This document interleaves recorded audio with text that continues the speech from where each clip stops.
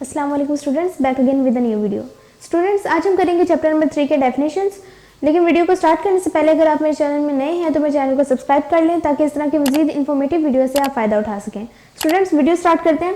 आज जो हम चैप्टर नंबर 3 कर रहे हैं ये वैसे तो क्वेश्चंस के लिए इंपॉर्टेंट है, डेफिनेशंस के लिए नहीं, लेकिन जो कुछ डेफिनेशंस है जो इसमें से इंपॉर्टेंट हैं वो मैंने करवाई हैं। यहाँ पे फर्स्ट पे आ रही है साइंटिफिक नोटेशन।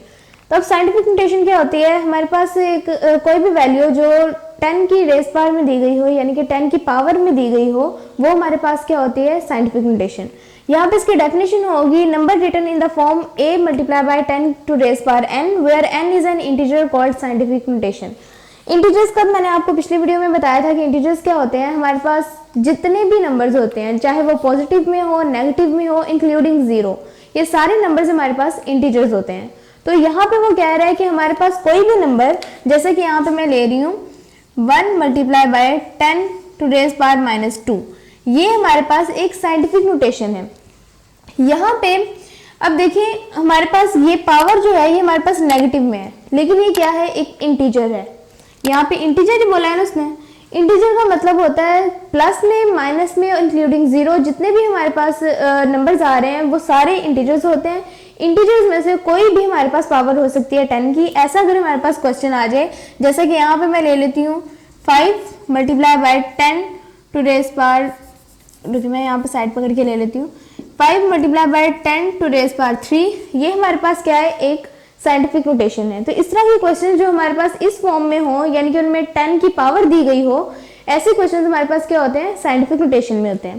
तो फर्स्ट डेफिनेशन क्लियर होगी। अब सेकंड करते हैं कॉमन लोगैरिथम। कॉमन लोगैरिथम क्या होता है? अब हमारे पास दो तरह के लोगैरिथम होते हैं, एक कॉमन लोगैरिथम और एक नेचुरल लोगैरिथम। अब कॉमन लोगैरिथम हमारे पास ऐसे लोगैरिथम होते हैं जिसमें हम कोई भी हमारे पास जो बेस होती है, बेस कहते हैं।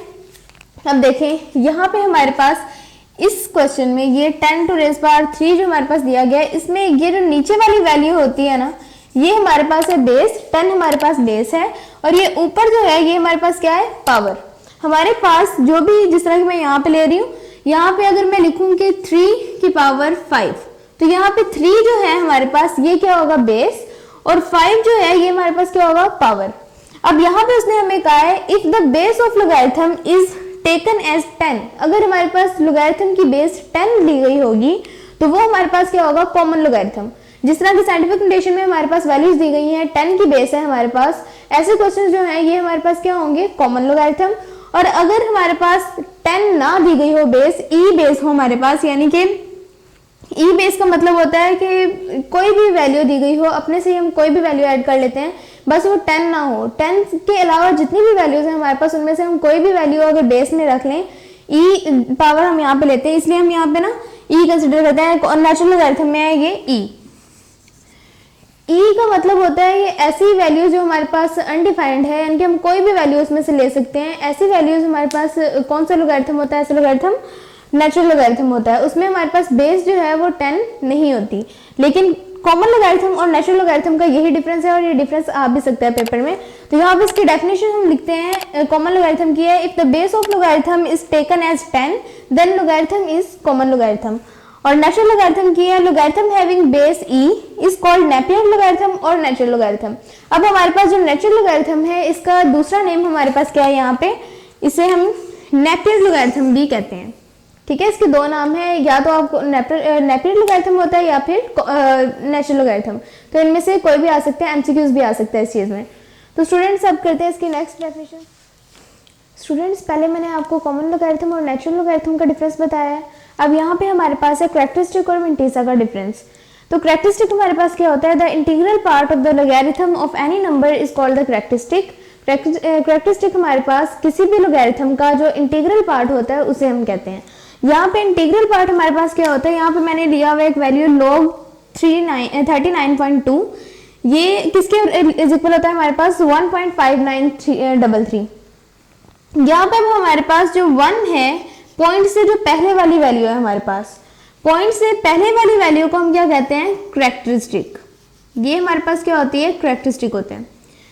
तो हमारे पास ये क्या कह रहा है, the integral part of the logarithm of any number is called is characteristic, यानी कि हमारे पास जो पॉइंट से पहले वाली वैल्यू होगी किसी भी लोगैरिथम का जिसका हम लॉग लेते हैं किसी भी वैल्यू का, उसका जो आंसर होता है उसके जो पॉइंट से पहले वाली वैल्यू है उसे हम कहते हैं कैरेक्टरिस्टिक। तो यहाँ पे हमारे पास कैरेक्टरिस्टिक इसका क्या होगा 1। सेकंड है हमारे पास मेंटिसा। मेंटिसा किसे कहते हैं, the decimal part of the logarithm of a number is called the mantissa and is always positive, यानी कि हमारे पास डेसिमल पार्ट कौन सा होता है, पॉइंट के बाद वाले जो पार्ट होता है ये हमारे पास क्या होता है डेसिमल पार्ट। पॉइंट से पहले वाला पार्ट हमारे पास होता है कैरेक्टरिस्टिक और पॉइंट के बाद वाला पार्ट हमारे पास क्या होता है मेंटिसा। तो यहाँ पे ये 5933 हमारे पास क्या है मेंटिसा, कैरेक्टरिस्टिक पॉइंट से पहले वाला और मेंटिसा पॉइंट के बाद वाला। अब स्टूडेंट्स कैरेक्टरिस्टिक हमारे पास नेगेटिव भी आ सकता है और पॉजिटिव भी आ सकता है, लेकिन जो हमारे पास मेंटिसा है वो हमेशा क्या आता है पॉजिटिव आता है, वो कभी भी हमारे पास नेगेटिव में नहीं आता है। तो स्टूडेंट्स ये थे हमारे पास कुछ डेफिनेशंस इस चैप्टर की। तो उम्मीद है आपको वीडियो पसंद आई होगी। अगर आपको मेरी वीडियो पसंद आती है तो मेरे चैनल को सब्सक्राइब करें और बेल आइकन को प्रेस कर दें ताकि मेरी हर आने वाली न्यू वीडियो आपको मिलती रहे। और अगर आपको मेरी वीडियो पसंद आए तो मेरी वीडियो को लाइक भी कीजिएगा और कमेंट भी। नेक्स्ट वीडियो में मुलाकात होगी, तब तक के लिए अपना बहुत ज़्यादा ख्याल रखिएगा। अल्लाह हाफिज़।